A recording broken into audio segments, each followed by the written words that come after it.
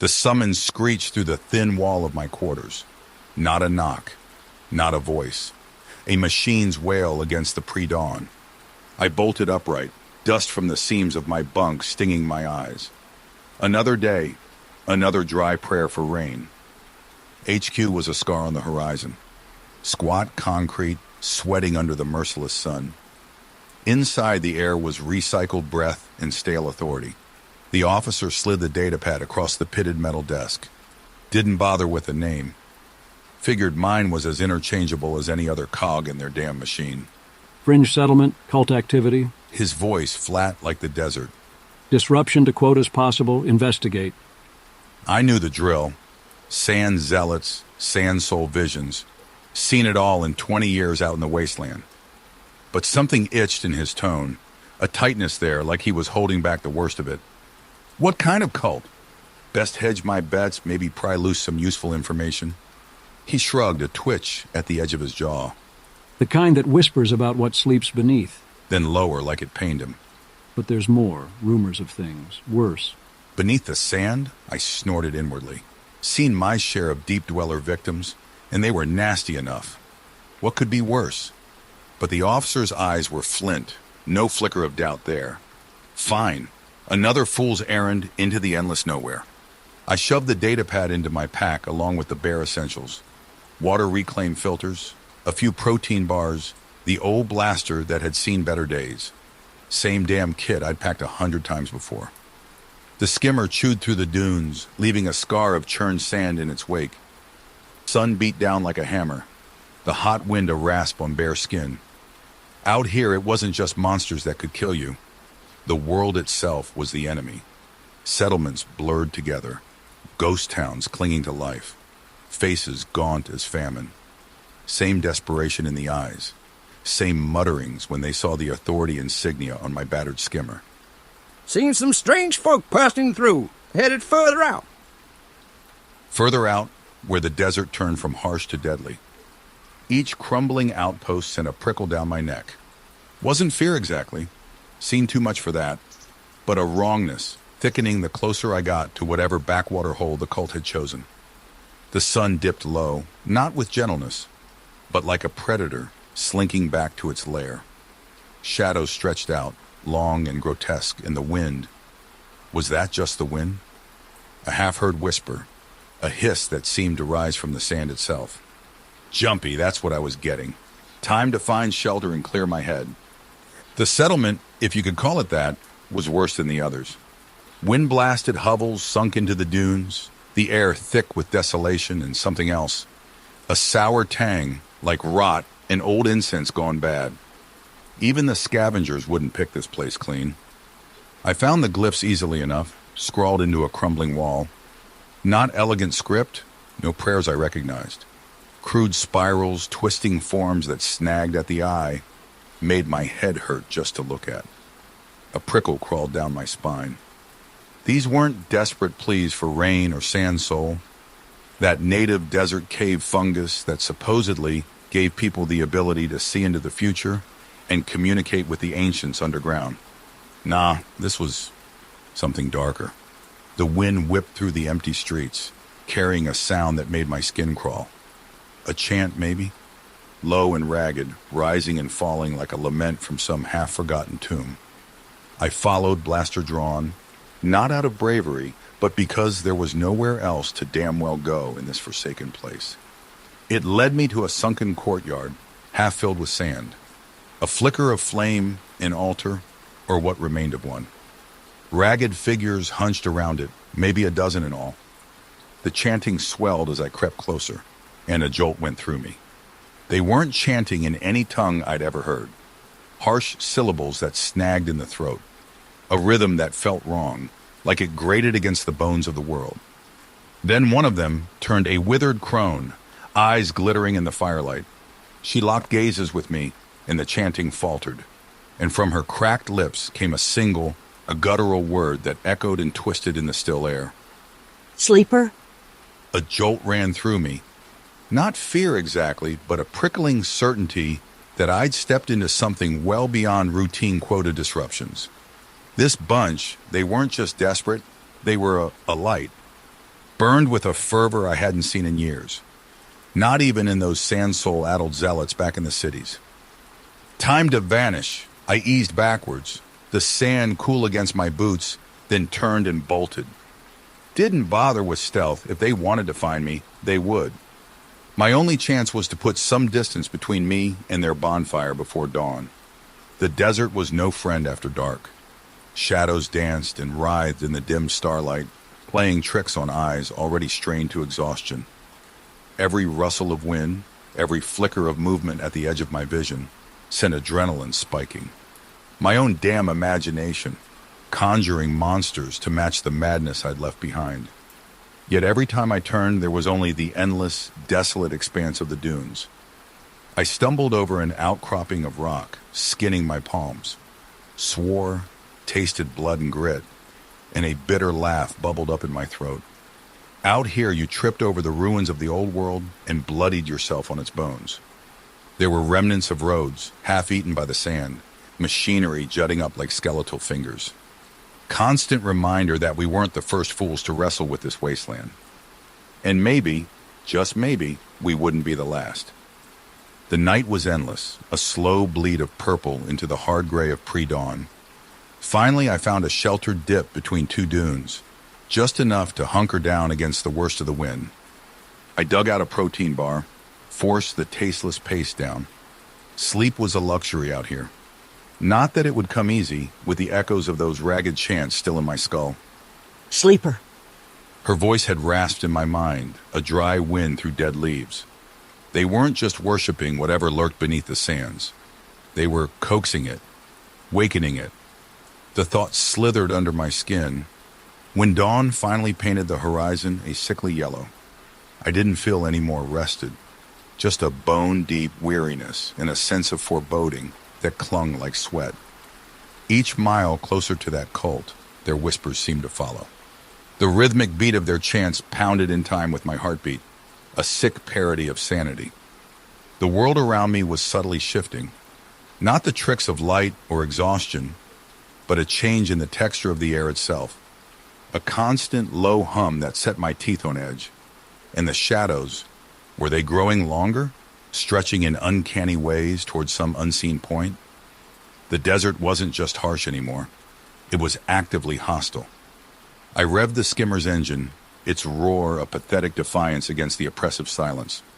The wrongness was seeping deeper, clinging like sand in the seams of my clothes, burrowing into my mind.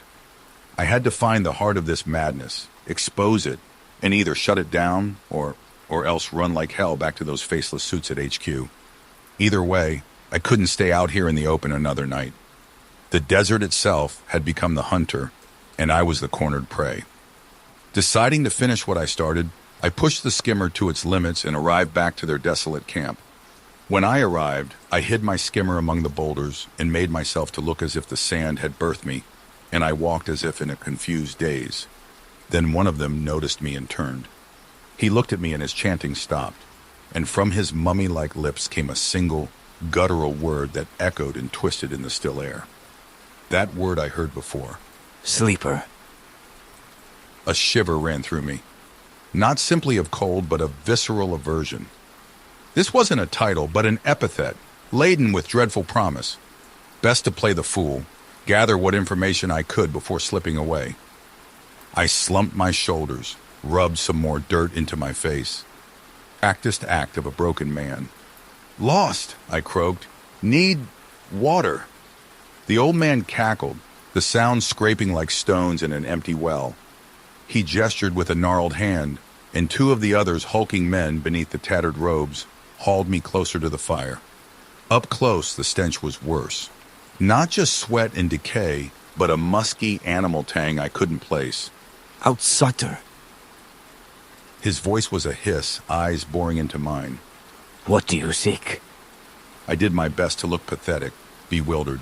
Shelter? Maybe answers. World out there?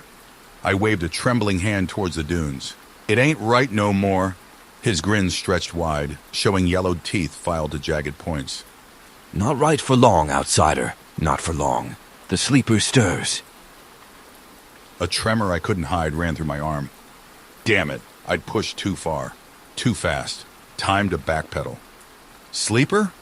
You mean the deep dwellers? Playing dumb was my only shield now. He spat into the fire. Those worms are but shadows of what dreams below. The true power, outsider. The old ones. His voice lowered, taking on an insidious, reverent hum. When they wake, the sands will run red and cleanse this dying world. His gaze felt like a physical weight upon me. The others had inched closer, murmuring, their eyes filled with the same burning fanaticism. I was trapped not by force, but by the horrifying realization of their utter conviction. My warnings to HQ hadn't even scratched the surface of the madness brewing here. I swallowed, my throat dry. Cleanse? How? Before I could finish the question, the ground beneath us lurched. Not the gentle tremor of a distant worm, but a violent buckling, throwing us off our feet. A scream tore from the geezer's throat, not of fear, but ecstasy. Then cutting through the chaos came a new sound. A low, piercing shriek that grated on my eardrums, a vibration that pulsed from the very sands. The fire guttered, the dunes rippled, and a wave of pure, instinctive terror crashed over me. Whatever the sleeper was, it was answering their summons. Survival out here meant becoming a chameleon, blending in until the opportune moment. Even with the ground still jittering under my boots and that inhuman shriek echoing in my skull, it was time to perform. I scrambled to my knees, feigning terror and awe. What was that? What's happening? The old man, his earlier frailty forgotten, was on his feet, arms outstretched, his chant rising over the fading tremors. The others joined in, their voices ragged with a desperate elation. He hears us, He screeched. the sleeper stirs. Their eyes, burning with mad devotion, fell on me. A test? A threat? I couldn't afford to hesitate. Show me! I roared, throwing caution to the wind. Maybe if I played my part convincingly enough, they might reveal more of their hand. Show me this power! The old man's cackle was a predator's screech. You wish to see, outsider? Then see? They dragged me back to her hovel, little more than a pit roofed with scavenged sheet metal. Inside it smelled even worse, the animal musk stronger, mixed with acrid incense and the lingering taint of blood. She thrust a chipped clay bowl into my hands. Drink. He commanded. The brew was foul, metallic, laced with something that numbed my tongue. I gagged but forced it down. Best not to give them any reason to doubt my desperation. Vision blurred. My head swam. Was it the concoction or the lingering shock of that earth-shattering cry? One of the crones chanting became a drone, the figures around me wavering specters. Then came the dreams. Not the peaceful oblivion of sleep, but monstrous visions superimposed over the squalor of the hovel. I saw the dunes ripple and writhe as if concealing colossal serpentine bodies. I saw the sky crack open, raining not water but a crimson torrent that stained the sands. And beneath it all, a ceaseless, maddening pulse, a heartbeat older than the world itself. I snapped awake in a cold sweat, the taste of bile in my mouth. Had they drugged me? Or was it a side effect of their rituals, the abyss itself seeping into my mind? The crone squatted nearby, her grin a grotesque parody of welcome. You have seen. She rasped. Do you believe now, outsider? I saw. My voice cracked, and I forced a desperate edge into it. I saw things that would drive a man insane. She cackled. It seemed to be her only mode of communication. Then perhaps you belong here among us, outsider. Among the faithful. Faithful. The word hung in the foul air, a mockery of any faith I'd once known. But it was an opening. Tell me, I choked out, feigning a desperate hunger for knowledge. Tell me more of the sleeper, of what is to come. The crone leaned closer, her breath a rotten wind against my face. Her spittle flew as she hissed out tales of ancient power slumbering beneath the sands, of a world reborn through cataclysm. I listened, nodding as if enthralled. All the while, a corner of my mind recoiled in horror. They weren't just desperate for survival. They embraced the destruction, saw themselves as heralds of a twisted new order.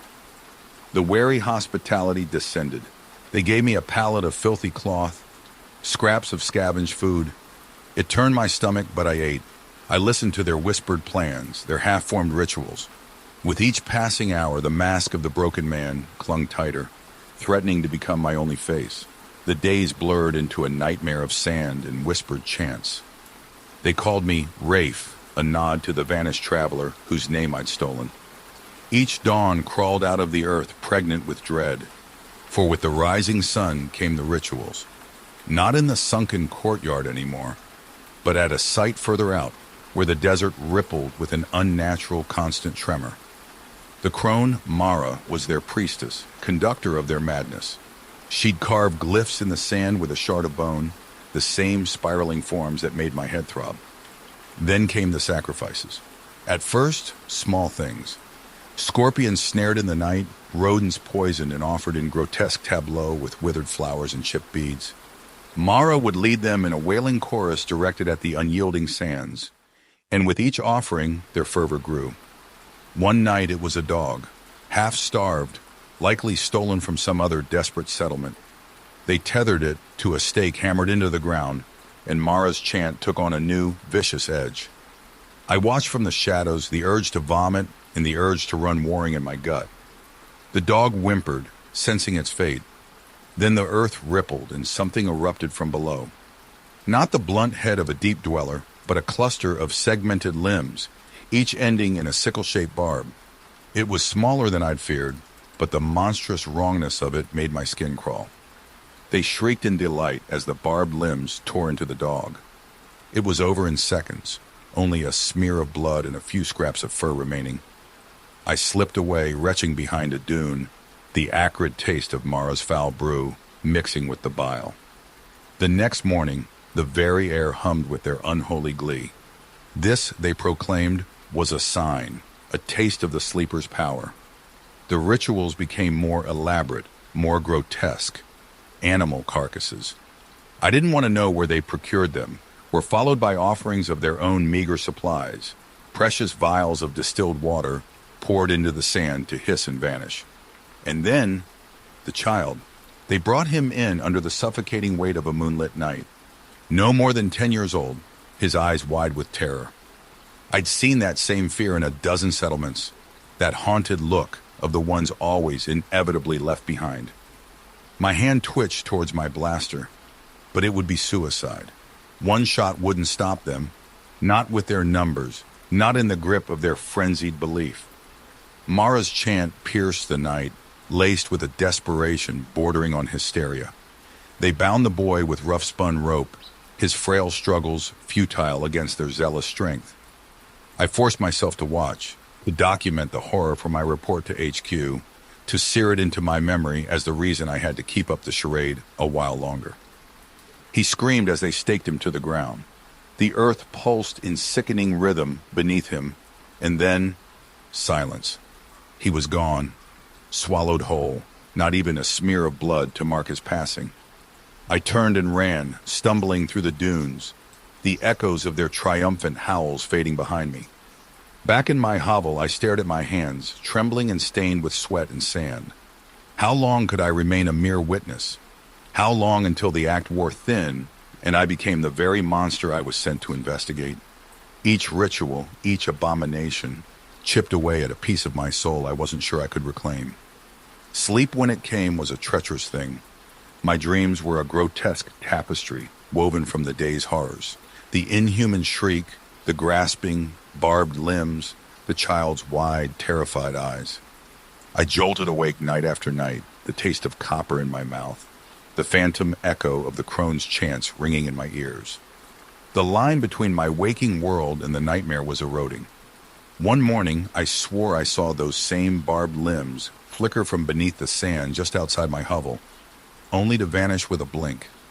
Another time, I lost a whole chunk of the day, the sun suddenly dipping towards the horizon as if hours had been simply excised from my existence. The others eyed me with a mixture of suspicion and a glint of something hungrier. They'd accepted me as Rafe, the broken man drawn to their power, but the charade was becoming a tightrope walk over a yawning chasm. I'd lie on my pallet, their ragged snores and the rustle of the ceaseless wind my lullaby, and try to plan. My reports to HQ, relayed via short-range bursts from my hidden comm unit, were grim. This wasn't local madness, not some isolated cult clinging to a dying spark of hope. It extended further than I could trace.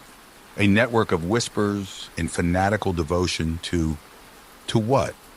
An entity older than time? A figment of their collective delusion? It didn't matter. They were a wildfire waiting for the right wind, ready to consume everything in their path in the name of their perverse salvation.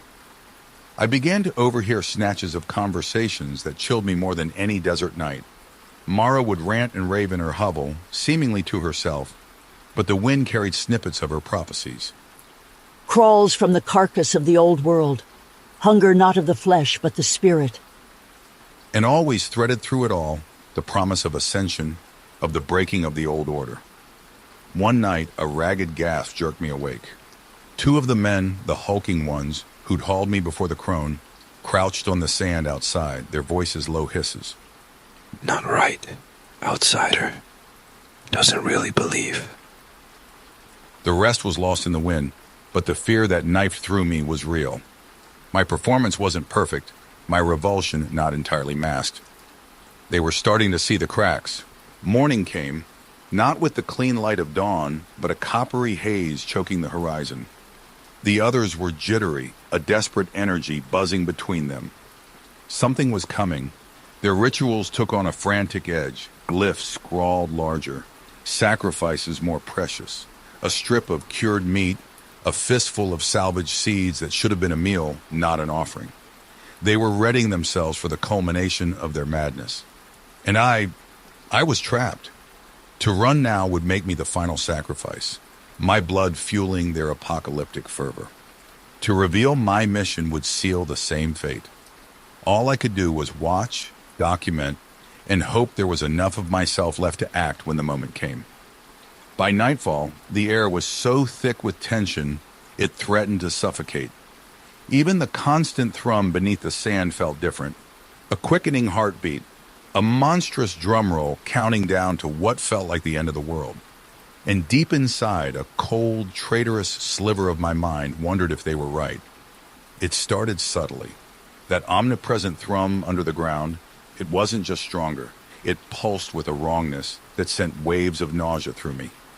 I'd felt deep dwellers stir, the reverberations before they breached. This was different, less focused, more like the whole damn desert had woken up. And it didn't like what it saw. Mara was practically vibrating with unholy glee. She led them not to the usual ritual site, but further out to a vast, flat expanse I'd never seen them use before. The ground there? It looked different. Darker, the grains shifting not with the wind, but in slow, nauseating patterns that made my eyes throb. He stirs! She shrieked, her voice cracking with madness and exertion.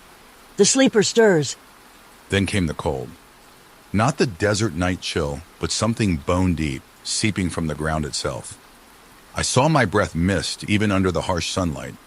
Patches of frost in the damn desert, spread like a grotesque mold across the sand. The others began to wail, to fling themselves to the ground in abject supplication. I alone stood, a fool sentinel under a sky rapidly turning a bruise-like purple. But my attention wasn't on the heavens, it was on the ground. The patterns were getting bolder. Spirals and glyphs, and were those shapes eyes? Staring up at me from the sand, multiple eyes, glinting with malevolent intelligence. They blinked and were gone, leaving me swaying, wondering if it was heat stroke or my own sanity fracturing. The tremor started next. Not the gentle roll of the land, but jolts sharp enough to knock us off our feet. The crone screamed again, not in fear, but pure, terrible ecstasy. It begins. The cleansing. It begins. Cleansing? The word echoed in my head in her rasping voice, a mockery of anything holy. If this was their cleansing, the world was better off left in its filth. The desert was no longer a silent observer. It had become an active participant in their ritual, a horrifying extension of their will. Grotesque shapes bulged from the sand, twisted parodies of dunes, reaching for the toxic sky. The air crackled, and arcs of sickly green energy jumped between those earthen tendrils, making my hair stand on end. One of the cultists, a woman with skin burned and withered like old leather, ran towards the monstrous display. Her laughter was the most terrifying sound of all, a willing sacrifice claiming her prize. As she touched the writhing sand, she screamed, not in agony, but in some perverse rapture, and withered, crumbling in seconds into a swirl of dust. My stomach heaved. I had to get out. Not to save myself, maybe that was a lost cause already, but to warn someone, anyone, that the madness wasn't contained, that the desert itself was turning into a weapon in their hands. I stumbled backwards, the shifting sand making each step treacherous. The crone whirled towards me, and for the first time since my arrival, I saw not hunger in those eyes, but doubt. You! She screeched, spittle flying. You do not believe. You will see the folly of your doubt. And then the earth split. The world shattered beneath my feet. Not just a crack, but a fissure that seemed to reach down into the very core of the planet, spewing forth not sand, but a roiling darkness. It rose, taking shape, a pillar of monstrous tendrils tipped with those same obsidian barbs I'd seen swallow the dog whole. The shriek it emitted wasn't just sound, but a frequency that drilled into my bones, a physical assault on all my senses. The crone shrieked in triumph, throwing herself prostrate before the abomination. The others weren't far behind, their sanity finally snapping in the face of their twisted faith made manifest. A few screamed and ran, pitifully fleeing a doom they themselves had conjured. And me, I simply stood transfixed. The old Jaresh, the cynical agent, the man who'd scoffed at 1,000 ghost stories, was gone. This was beyond his scope, beyond anything the authority with their quotas and reports could comprehend. This was the end of everything he'd ever known, a glimpse into a cosmic abyss that mocked human understanding. But some stubborn, dying shred of that old self still clung on. Not for hope, there was none to be had, but for a sliver of purpose amidst the chaos. I fumbled for my blaster, a pathetic weapon against this scale of horror, but the familiar weight of it was a tether back to a world where threats, however dire, were at least quantifiable. The monstrous pillar split, multiple tendrils unfurling, writhing through the air as if seeking prey. The fleeing cultists didn't stand a chance. One was skewered with horrific speed, lifted shrieking to be consumed by that monstrous, unseen maw. Another was simply crushed, his frail form pulped by a chitinous limb. The stench of blood and offal rose on the wind, a stomach-churning accompaniment to the scene of utter carnage. The tendrils turned as if aware of their final prey. Mara, still sprawled on the ground, cackled madly, pointing a withered finger at me. Unbeliever! Witness your end! Blaster fire echoed across the howling wasteland. My shots pinged harmlessly off a chitinous segment, doing nothing to slow its advance. Time blurred. It wasn't a reasoned plan guiding me then, but blind survival instinct. I turned and ran, the shifting sand a treacherous foe, the taste of fear, a metallic tang in my throat. The chasm loomed ahead, a grotesque gash in the tortured earth. Behind me, the tendrils lashed, the shriek echoing closer with each desperate stride. It was a madman's choice, but it was the only choice left. I leaped. The fall was forever and yet a heartbeat. Cold darkness enveloped me, and for a blissful second, there was only oblivion. Then came the impact, jarring but cushioned by shifting earth. I clawed my way back up, spitting out sand, to see the hulking monstrosity swaying above the chasm's lip. The air shimmered between us, warping as if even reality was struggling to contain the sheer wrongness of its form. A tendril dipped, snaking down towards me. I fired blindly, less in defiance and more a futile scream of my own echoing into the growing void. Then a flicker at the edge of my vision. Movement near the base of the monstrous pillar. A figure, a blur against the chaos. Another cultist, no, impossible. The boy. He held something. A scavenged bit of tech, wires trailing in the dirt. Not a weapon at least, not as I knew them.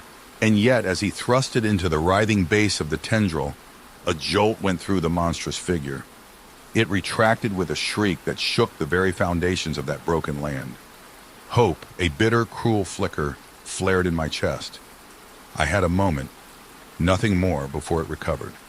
My legs moved without conscious thought, scrambling up the treacherous slope towards him. The world bled crimson. It wasn't the sunset, never that gentle here. It was as if the sky itself was weeping blood, staining the churning clouds. That was when the chanting started. Not the ragged chorus of desperation I knew, but something deeper, older. The air thrummed with it, each syllable thrumming a counterpoint to the abomination's ceaseless shrieking. Mara stood at the center of it all, no longer hunched and crone-like, but tall, her form limned in the sickly red light. That scavenged device, I saw it now, sunk into the sand at her feet, a mess of wires and cracked crystal, pulsing with a malevolent energy that made my teeth ache. It was the source of the chant, amplifying it, broadcasting it across the desolate landscape. And it was working. The pillar, monstrous as it was simply an extrusion, a vanguard. Now the ground itself writhed, spewing forth more of those barbed tendrils. They unfurled not with predatory speed, but a slow, horrific inevitability. The desert was the body, and whatever malignant force they'd summoned was awakening within it. The boy was gone, vanished back into the sand as the chanting intensified. I reached the peak of the chasm, the world tilting around me in a vortex of crimson and ceaseless tremors. Mara stood below, oblivious to me, to everything but the ritual reaching its climax. The tendrils lashed and thrashed, creating a grotesque, writhing nest around the device at her feet. The chanting swelled, and a new sound joined it, a wet, crackling buzz that shot bolts of nausea through me. The air around the tendrils warped, shimmering with sickly luminescence, and Mara was changing. Her skin, already leathery, began to crack and flake away. Beneath, something chitinous gleamed, segments shifting as her limbs elongated. Another cultist, the hunched old man who ushered me into the fold, stumbled towards her, his eyes wide with a suicidal devotion. She snatched him, her new limbs sharp as mantis claws, and consumed him whole as his shrieks were choked off with a sickening crunch. The final transformation was grotesque and swift. She shed her humanity, the tendrils weaving and warping her into a monstrous echo of the thing that towered and shrieked above. She was no longer priestess. She was part of a grotesque hive mind, an extension of its will. I could have ended her then. One clean shot, one flicker of defiance against this rising tide of horror. I raised my blaster and hesitated. What would it change? She was gone, replaced by this monstrous mockery, just another pawn in a game played by forces beyond my comprehension. A tremor rocked the ground, stronger than any before. The crimson sky pulsed and the pillar swayed, and from deep within the chasm, was that an echo of its shriek or a reply? I didn't wait to find out.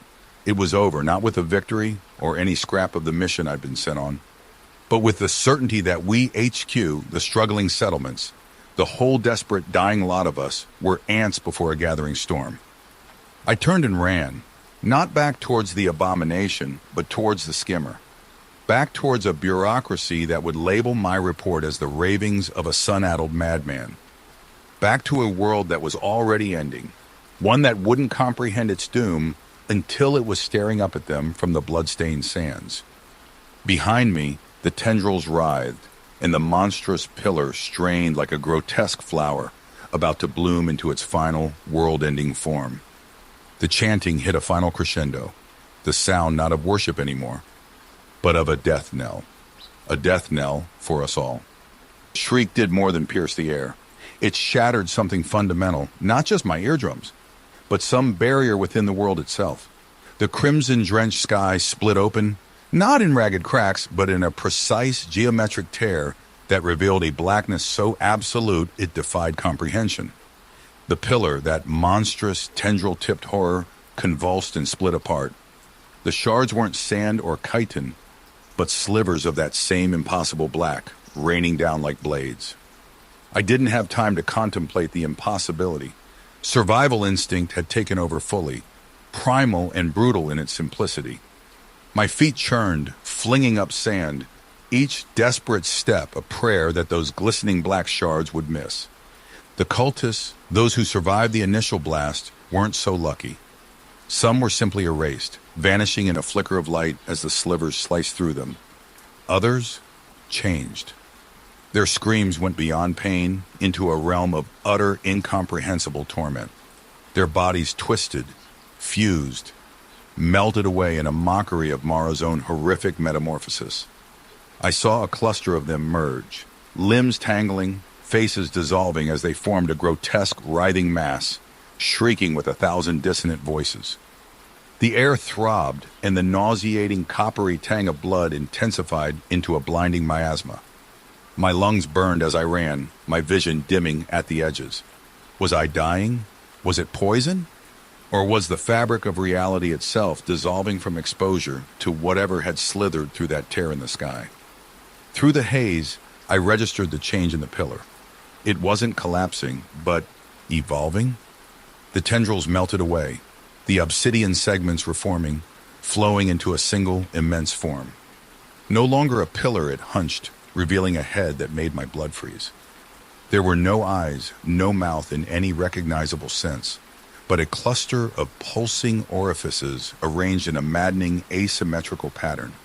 It moved with horrifying fluidity, less flesh and bone, and more a manifestation of that alien blackness solidified into a grotesque mockery of life.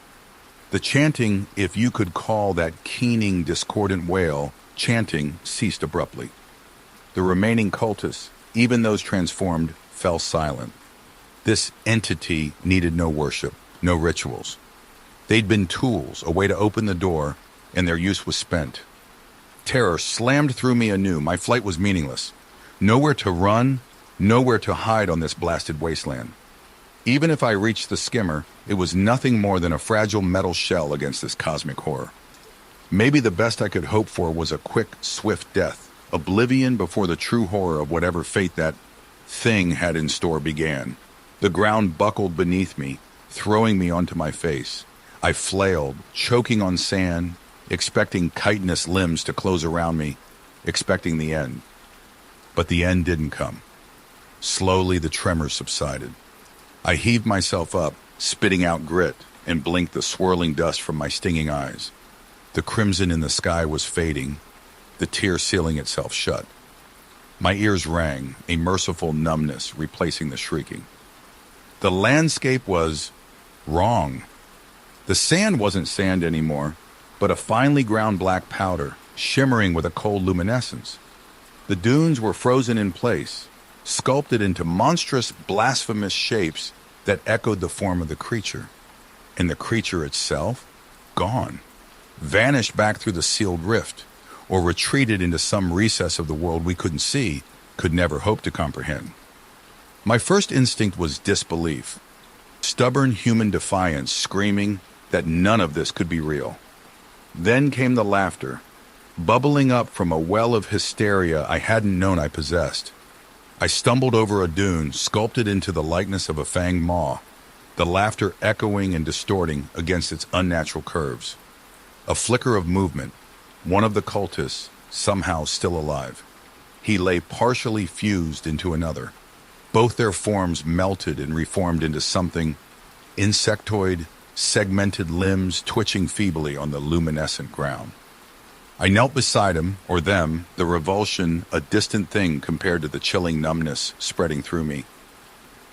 Their eyes, cluster of multifaceted orbs where a single human one had been, focused on me. A keening wail, a parody of a human voice, emerged from the insectile mouthparts. And I, Jaresh, the jaded agent, the voice of reason amidst desert lunatics, heard the words with sickening clarity. Awakened. The sleeper is awakened. He shuddered, and the light faded from those monstrous eyes. It wasn't death, not in any sense I understood. It was like a flame guttering out, a flicker of consciousness extinguished in a world it never belonged to. The survivors, if you could call them that, were scattered amidst the grotesque sculptures that were once dunes. Some were like the one I'd knelt beside, abominations that clung to a twisted mimicry of life. Others were simply still, blackened husk frozen in postures of ecstasy, now empty shells of a faith that had brought damnation down upon them all. The madness gnawing at my mind found purchase then. Were those husks the lucky ones? To be consumed wholly by their belief, oblivious to the monstrous reality it had wrought? Better that, perhaps, than what I faced. A living witness to the aftermath, to the knowledge that the world, as we understood it, was a fragile illusion. Survival instinct, that same base animal part of me, cut through the haze of despair. I was alive, at least for the moment, and alive, even in this twisted mockery of a world, was a state worth clinging to. The skimmer, my reports, even the distant bureaucracy of HQ, they were beacons, however feeble, in the crushing dark. I rose, staggering towards the last place I'd seen my skimmer. The sand, that shimmering black powder, shifted treacherously beneath my feet. The air itself hummed with a malevolent energy, each breath leaving a metallic aftertaste in my mouth. The sun, a pale, sickly thing now, was sinking towards a horizon jagged with unnatural formations. I couldn't fathom what monstrosities this new night would bring. One step, then another. That's all survival was now. A series of stubborn actions, without hope of true victory. I glanced back once at the remains of the settlement, at the colossal frozen echoes of the sleepers' form. They were tombstones, not just for the cult, but for everything I'd once believed about the world I served.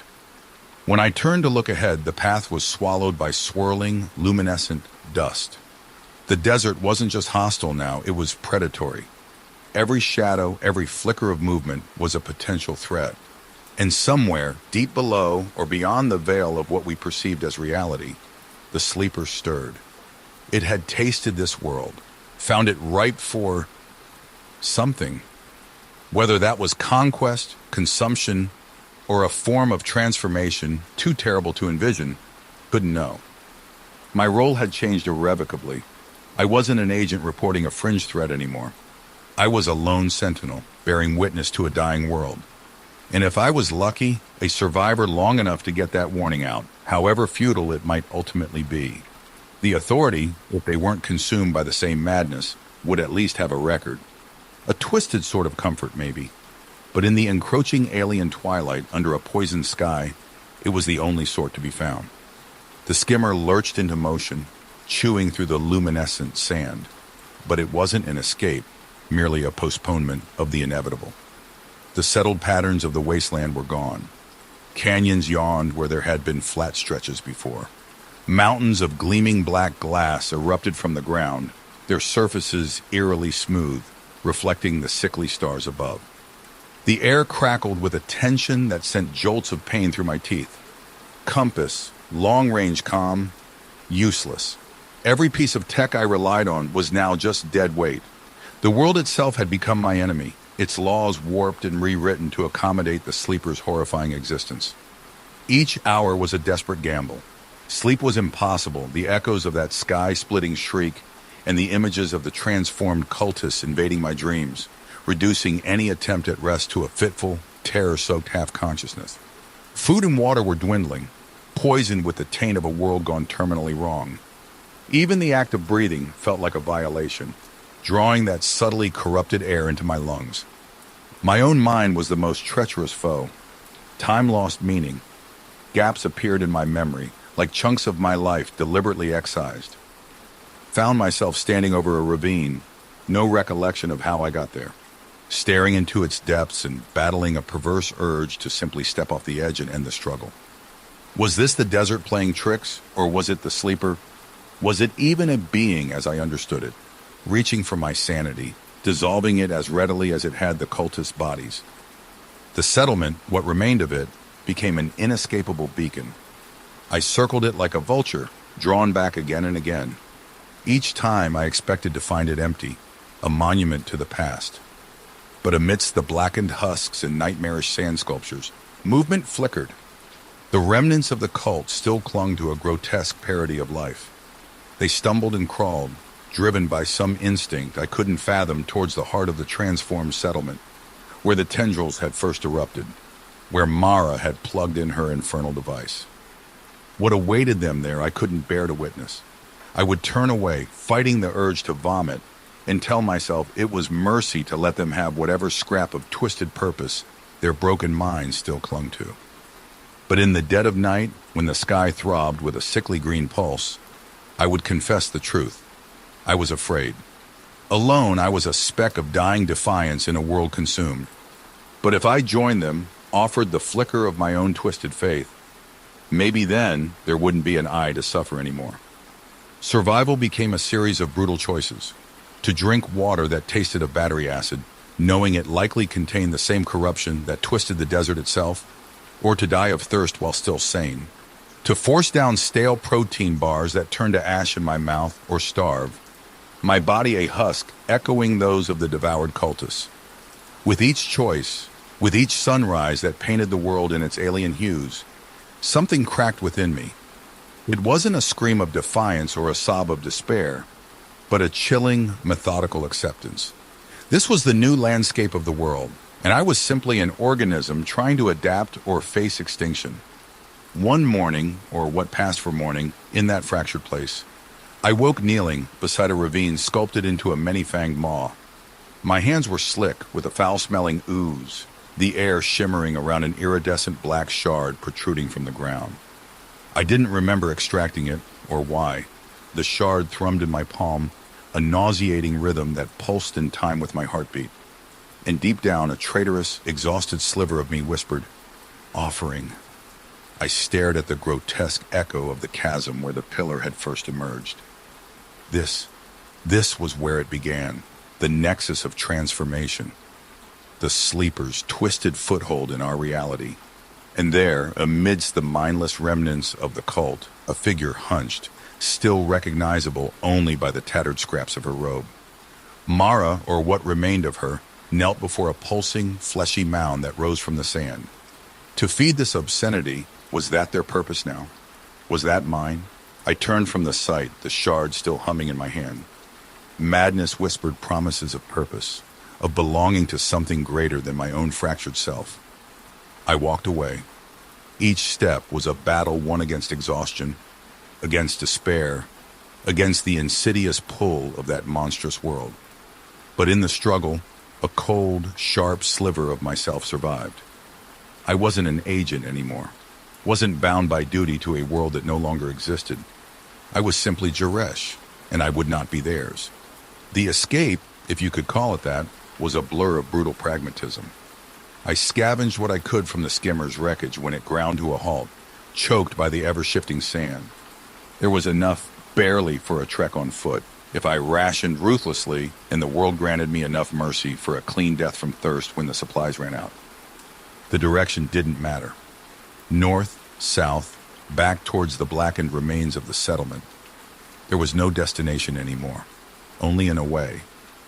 Away from the shattered sky, the monstrous remains, the echo of Mara's rasping chants clinging to the stagnant air. The shard was gone, lost somewhere in the swirling luminescence.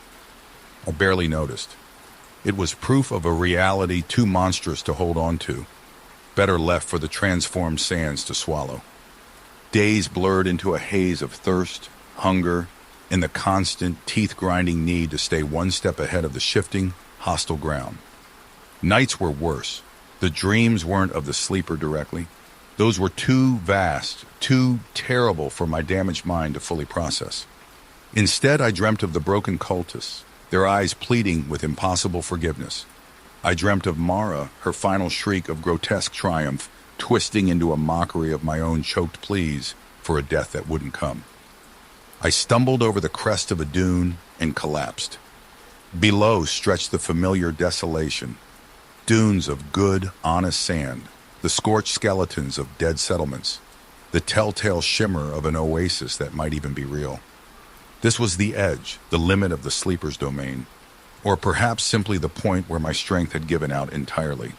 There were voices, rough shouts that resolved into figures running towards me. Scavengers, more likely, come to strip my corpse before the desert claimed it entirely. A bitter laugh bubbled up in my cracked throat, and I closed my eyes, ready to welcome the oblivion of a bandit's knife. The jolt of water forced into my slack mouth was a shock on par with the sleeper's first shriek. I sputtered, coughed, and blinked against the harsh, blessedly normal sunlight. Hands hauled me up, rough, calloused, but human. A face, lined and weathered, but without the taint of the cult's madness, swam above me. Found you just in time, old man. The face, a woman, maybe a decade younger than I'd been when this nightmare started, barked. What in the blazes were you doing out in that? She gestured back towards the shimmering black dunes, and her voice trailed off. Delirium. That's what they thought. Sun madness. And who could blame them? I opened my mouth to speak, to warn them before they journeyed into that monstrous territory. But what words could I use? How do you describe the tear in the sky, the echo of a scream that shattered reality itself? I settled for the pathetic truth. Lost, I croaked. Water. They took me back to a world that seemed almost unbearably safe and sane. They fed me, patched my ravaged skin, asked about where I'd come from. I gave them a name, some story about a broken-down skimmer, a foolish trek into the deep desert. They nodded with grim sympathy. The wasteland claimed fools daily. In the still of the night, between the rough sheets of their cot, I listened to the quiet snores of people who didn't see monsters in every shadow, and I vowed to keep my silence. Let them have their petty squabbles over dwindling resources, their simple sorrows, their blessedly human terrors. They wouldn't understand, couldn't. And if that meant bearing the crushing knowledge alone, wasn't that a small price to pay for their continued ignorance? Maybe there'd be a report one day, garbled rumors of a strange new desolation spreading outwards. HQ would try to quarantine it, might even send out some poor, doomed agents as sacrificial probes. And maybe they'd piece together some of the truth, enough to confirm I hadn't simply snapped under the desert sun. But the deeper implications, the glimpses into a universe so horrifyingly vaster and more terrible than we ever imagined, those I would carry with me. I touched the scars on my flesh, the ones the desert claimed, and the ones etched into my soul, invisible but far more enduring. The abyss gazed back. It echoed in the quiet ticking of a clock, a stark reminder that normal life was a fragile illusion. It whispered on the wind, a chilling promise that some veil of ignorance had been forever torn. Survival wasn't about a return to the world I once knew. It was about existing within the shadow of a monstrous truth, finding a way to live when the fabric of reality felt forever frayed.